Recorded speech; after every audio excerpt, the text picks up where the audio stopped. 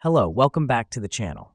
Today we're diving straight into the world of Monday.com and how to use it for client billing and invoicing. Let's get started. First up, you need to create a new board in your Monday.com account.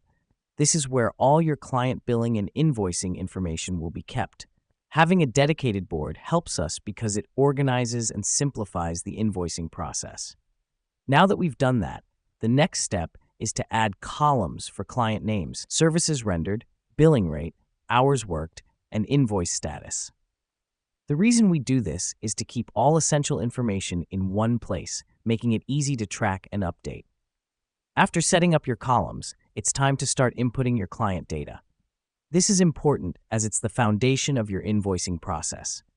Each time you have a new client or a current client uses a service, you update the relevant columns. This helps us because it ensures all billable activities are accounted for. Now, here's what's happening behind the scenes.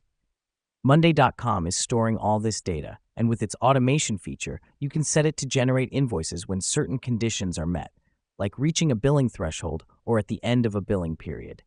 This is a game changer because it saves you time and prevents missed invoices. Lastly, you need to integrate your Monday.com with your preferred payment platform. This final step is crucial as it enables you to send invoices directly from Monday.com and receive payments. And there you have it. With these steps, you can transform your Monday.com into an efficient client billing and invoicing system, streamlining your business processes and ensuring you never miss a payment. Thanks for tuning in, and see you in our next tutorial.